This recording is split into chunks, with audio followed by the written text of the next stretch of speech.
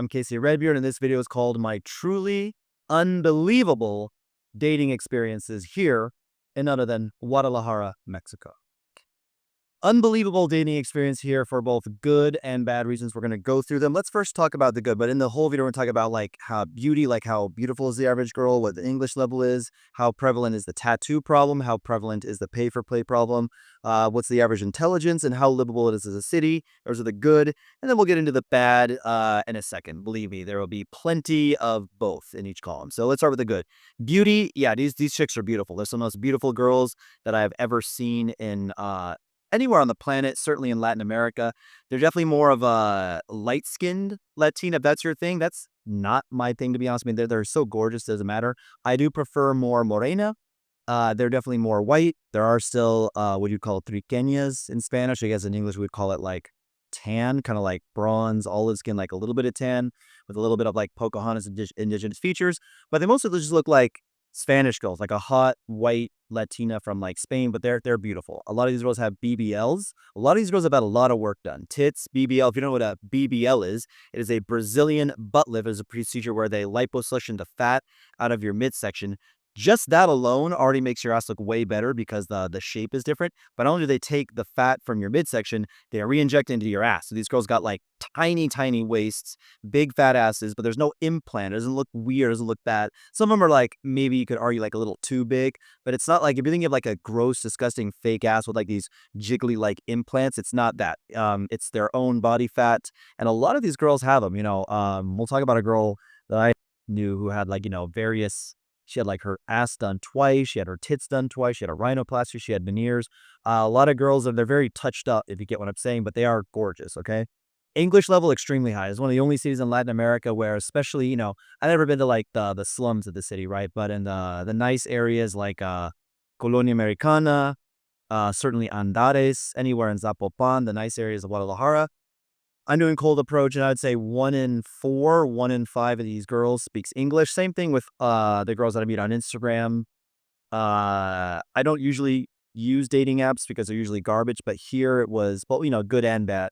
But I use a little bit of Bumble, mostly Instagram. But I did a little bit of Bumble. Girls were beautiful, and like, yeah, whether it was cold approach, whether it was Bumble, whether it was a random chick on Instagram, I was getting about 1 in 4, 1 in 5, 1 in 6 of them, something like that, spoke English. And not only just like speak English, but like fucking good ass English. Like a lot of them learn it since they were a kid.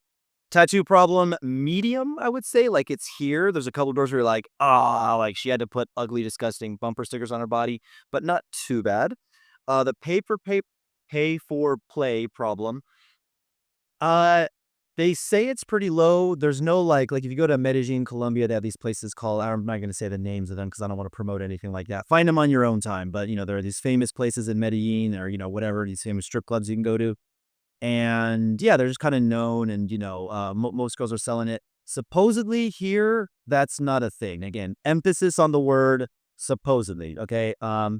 Because we're going to get little preview is the bad is coming up.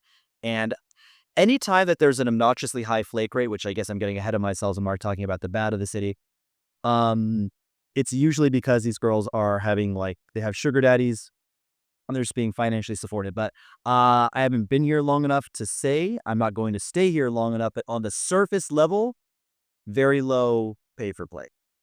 Livability as a city, I would give as close as I can to like a U.S. city. Look, the English rate is high. They have these shopping malls that this particular one at Andares and stuff that I don't know, they're just incredible. Like they're just absolutely insane. These shopping malls, that they're some of the best I've ever seen. Huge, the architecture, the lighting, the decor, just the way they're built.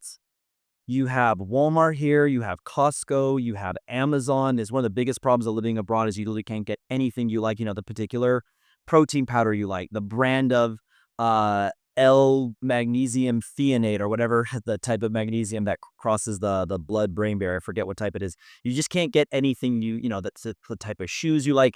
You can pretty much get that all here. Or you're going to take a quick, $200 round trip flight to the U.S., like round trip from Guadalajara to Miami or round trip to Los Angeles. It's like the same. It's a 3-hour, $200 round trip ticket to either city. And just get whatever you want there and bring it back. The weather is amazing. Safety, Like, weather is kinda like Medellin weather, like, it's, I don't know, kinda, like, warm and sunny during the day, but not, like, obnoxiously, like, not too hot, and it just feels, like, a little bit chilly at night, but in a good way. Because like, when when you sleep at night, you don't really need air conditioning here. Because at nighttime, it gets just, like, a little chilly, you can kinda, like, bundle up and, get chilly. At nighttime, you could either just, if you're moving around, you could just wear a normal shirt, or maybe, like, a light sweater or, like, a blazer, but the weather is basically perfect, like Southern California, Medellin, kinda like eternal spring type weather, and they are kind of, high-ish altitude. And it is a narco-controlled city. There's a huge, cartel. It's called, I don't know, Jalisco or Guadalajara New Generation Cartel. I'm probably saying the name wrong. But they control the city, make no mistake about it, but it doesn't really interfere with your day-to-day life. It'd be very unlikely you'd, like, step on a guy's shoes at a nightclub and he's gonna, like, kill you because you disrespected the head of the cartel. They're not, out in these streets super active looking for problems, at least as far as I know from the opinion of a gringo who's been 1 week here, but I talk a lot of locals and whatever. So, in short, we got beautiful girls. They're intelligent. They're educated. A lot of them have BBLs. They're white, if that's your thing. That's actually a negative for me, but they're white. A lot of them have U.S. visas. They have careers. They have jobs. They do things with their life. They contribute to society. They're doctors, lawyers, etc. It's a really well-maintained city. It's got perfect weather. Um, I don't know. I think I already mentioned this. The girls are fucking gorgeous. Okay. Now let's get into the bad. This is why my experiences are so unbelievable. I'm going to tell this story. Well, the preamble here I've already talked about is it's one of the most obnoxious cities for ghosting or flaking that I've ever been to in my life, besides this one city called Goiânia, Brazil, which has the hottest girls in Brazil. Don't go there if you want to go there anyway, despite my advice. You guys don't listen to my advice anyway. I always tell you what cities to go to. You guys just avoid them and keep going to Medellin anyway, even though I say don't go there. Unless you just want to have a short-term fun by using your wallet. Not that I condone any of that type of thing, but that'd be the only reason to go there. But anyway, besides Goiânia, the ghosting here is insane. So this story, true story. My buddy, my German friend that I'm traveling with, he may even walk in, he's getting coffee. He walks in right now. I'll tell him, like, give it 2 cents on the video. But approach a girl that was a hard 9. Now, this is not what you guys think is a 9. This is what 99% of you viewers would call an 11. This girl had a BBL, but not like a ridiculous one. It just looked like she had a really big ass, like a nice, perfect ass. It didn't look like operated on. She told me, later on she had a BBL. Huge tits, gorgeous model face. She had like this Hollywood actress smile. She had a rhinoplasty, her nose, her face. I don't know how much work this girl had, but she looked natural. She's about 26 years old. And I cold approached this girl at the mall, and my friends actually saw her first, but they were too intimidated to talk to her because she was like really tall. Her friend was like 5'11", 6 feet, and this girl was like 5'8", 5'9", and I'm 5'10" and a half. So this girl's like just barely shorter than me. And my friends are like, no, man, she's too tall. That's like my German. Like, oh, she's too tall, bro. Limiting beliefs, but yeah, she's too tall. I go up there, instantly hooked. And this is what I'm going to talk about earlier. Like, when you approach girls in Guadalajara, I can't speak on everybody, but as like a red-bearded, decent-looking American who has sick fucking Spanish, like white American, I don't know how they respond to black guys or Asian or Indian guys.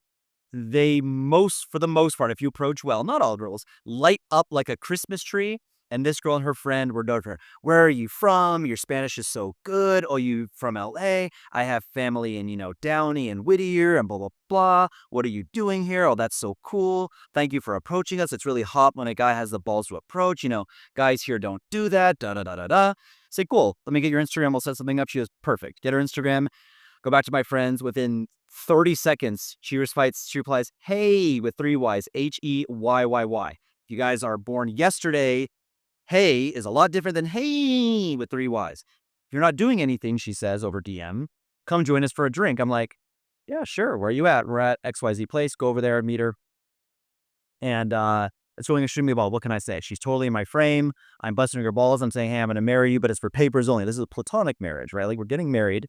I'm like holding her hand. I'm like, like, what's your finger size? She's like giggling. She's getting like goosebumps for me, like, touching her hand. I'm like, relax. It's just platonic, baby. It's just platonic. I only want to marry you for Mexican papers. It's like, well, what do I get out of it? I'm like, you get an American visa. She's like, oh, I guess so. Like, we're just like flirting back and forth, whatever. Her friend is there, but it's not awkward. Her friend's there. It's all good, whatever. And then I'm on a date with her for like 2.5 hours, and then I'm speaking English to her. English is perfect, by the way. I mean, we go back. We speak Spanglish, I guess, but we go back and forth, mostly English. And then all of a sudden, she just kind of acts really weird. We had plans for after like her and her friend, because her and her friend were getting drinks. I was just drinking water because I don't really drink like that. They had like coffee and like one cocktail. I was like, hey, I'm gonna take you out for dinner after this. I was kind of joking them like, hey, you girls getting drinks, I'm just getting water. You invited me. Whoever invites, like that's who pays, right? So you invited me on this date. You asked me out on this date. I was with my friends. You texted me, invited me over. So you're paying for this, but don't worry, I'm a cheap date. I'm just getting water. Haha. She's like laughing too. And I said, yeah, but after this, I'll take you out for dinner. So we had a plan. Her friend, who was like, the third wheel, was gonna leave, and I was gonna take her out for dinner. Awkwardly, as soon as they pay the bill, she, oh, we gotta go, bye. Gets up, super cold, gives me like the coldest, most awkward hug and a little kiss on the cheek, and they're off. And I'm like, that was really weird and cold. Did I like fuck it up by like not paying the bill? But certainly that can't be it. Like, I'm not gonna simp on this girl. She's already getting drinks. This girl owns like 3 clothing stores, plus like another business. She's had like 20, 30, 40K of like plastic surgery work done. She doesn't need me to buy her drink, but did she think that was like not gentleman saying, I don't know. Cold goodbye, goes home, immediately blocks me on Instagram.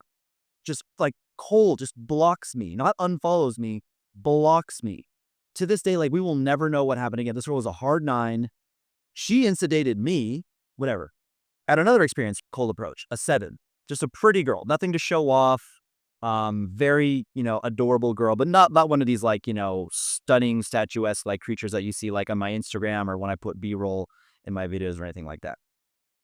Approach her. She locked eyes on me as she's like walking towards me in this neighborhood called Colonia Americana, like a dog that had seen a fucking filet mignon steak for the first time. I mean, she's like salivating looking at me. So I walk back and I lock eyes with her. And as we like pass each other on the street, I break my neck to look back at her, and she breaks her neck to look back at me. We start laughing. I go over to her and I'm like, that's gonna be the cutest story for the grandkids, like how we met, how we both, kind of broke our necks looking back at each other. She's like, "Oh my God, I thought you were so hot. I saw you from far away, and I was trying to get your attention. I thought, no way, this guy's gonna approach me because guys don't really do that, but you made my night."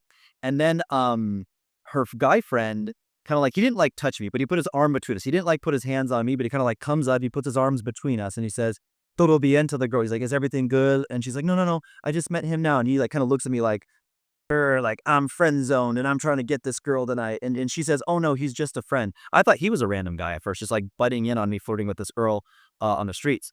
But then I find out he's a friend and they know each other. So I'm kind of cordial. I'm like, "Oh, hey bro. Yeah, just better now. My name is, Casey.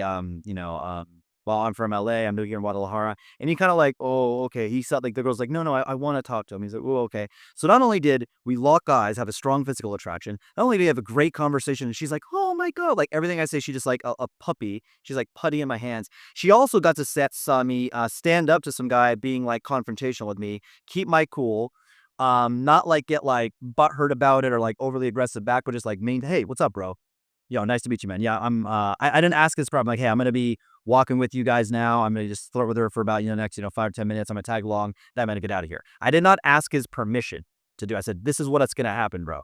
So she got to see me like, stand up to a confrontational guy and show that I'm not a little, bitch or whatever like that. Get her Instagram again, which I always do an Instagram close because they have a high status social media. It's way better. She can see my physique on there. She can see me speaking on stage room full of people. She can see me traveling the world. She can see all these, me making funny videos, all this extra stuff on my Instagram, which is what I do for guys, by the way. Go to my Instagram, which is in the description of this video. You can find the link and then message me the word audit. If you want a free Instagram audit, I can build you a super high status social media presence. I'm talking a lot about cold approach, but I meet most of my girls to this day still on Instagram. But even meet girls from cold approach, the Instagram boosts you up a lot because it's like an excuse for you to brag about all these extra highlights you let. This girl, a little 7, doesn't go home and block me, but I'm getting responses from her about 30 to 40 hours in between. "Hey, it was a pleasure meeting you." So like, what's 30 to 40 hours? Like a day, day and a half, almost 2 days, almost like 2 days. "Yeah, it was so great meeting you too." 2 days later, "Yeah, well, we should go out sometime." 2 days later, "Yeah, that would be great." And I'm just like, okay, bitch, like, I don't have fucking time to wait for you between like 2-day responses. So what we're seeing here, me and both of my friends, by the way. So I'm here with 2 other friends, also white guys.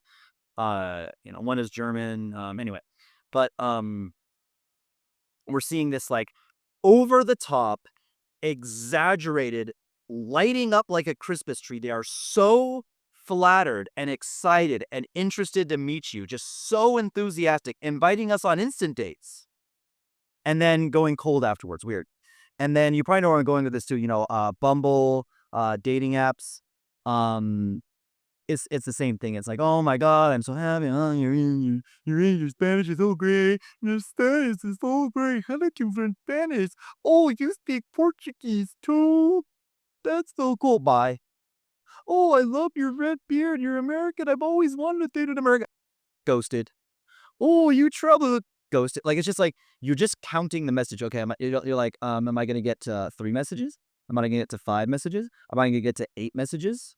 How long before she's just going to fucking disappear?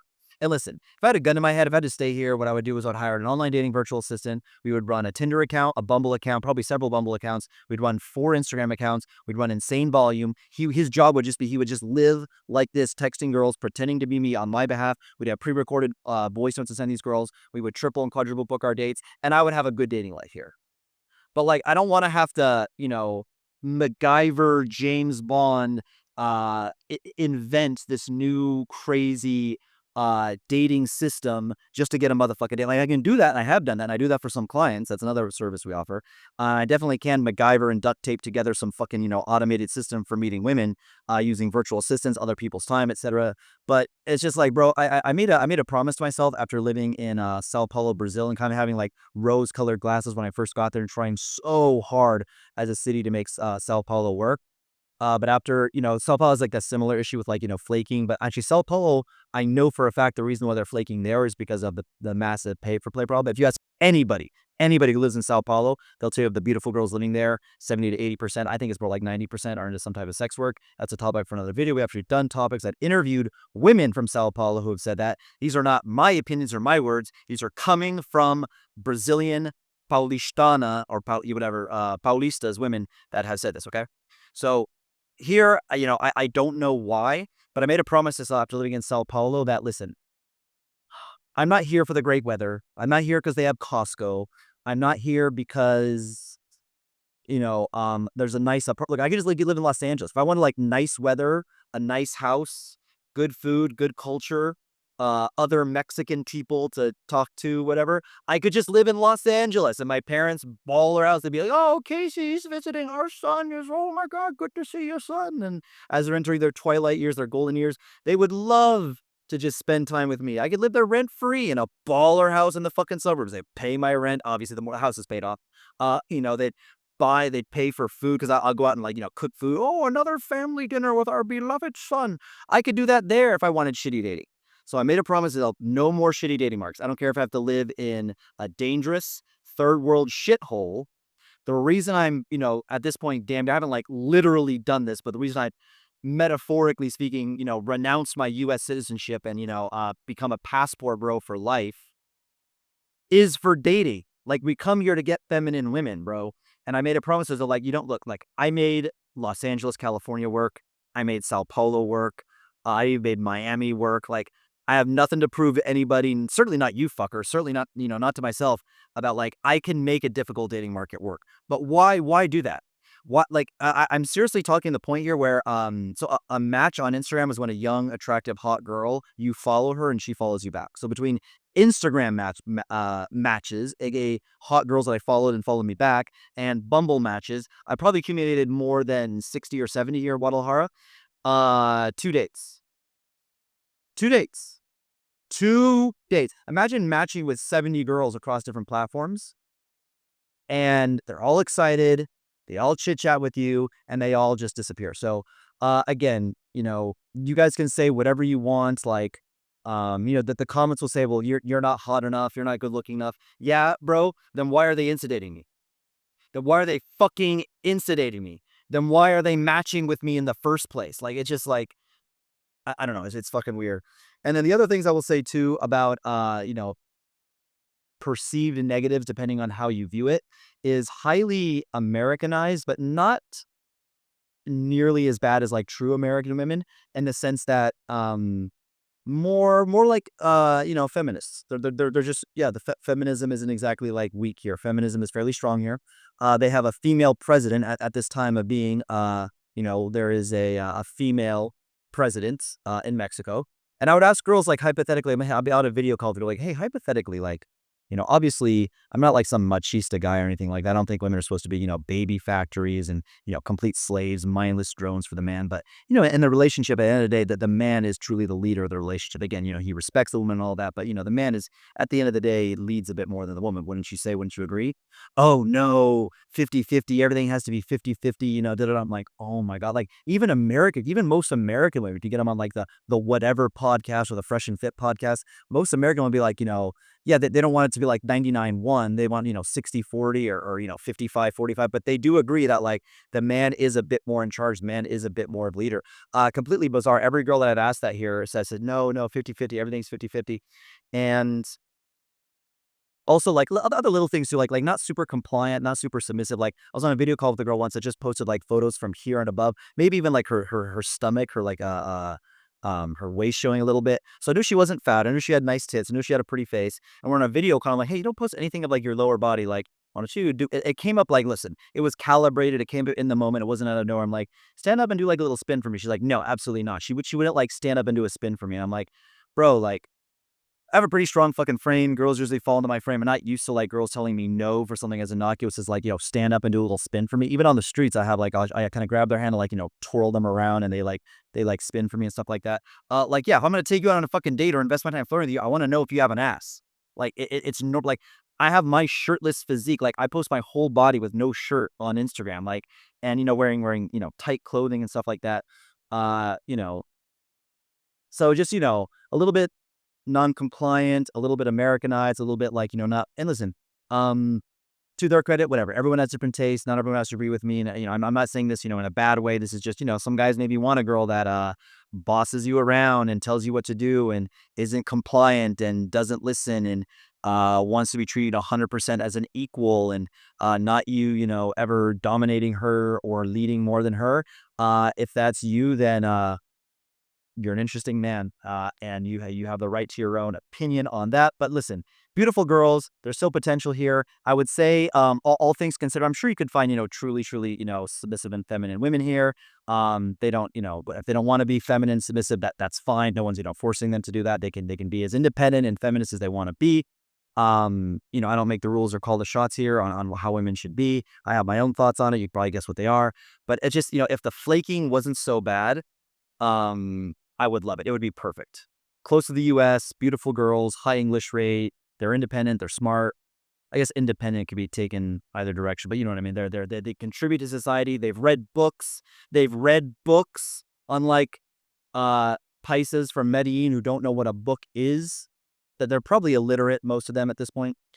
So listen, the number one golden rule of Passport Broism, like I just stated, is like I promised myself after living in Brazil, like no more trying to make it work in these shitty dating markets. No more suffering and, I, I haven't recorded a YouTube video. You guys are maybe seeing like older videos that I posted had like pre-recorded, but I have not recorded a new video. Like this is the first time you're seeing this bad shot, this apartment.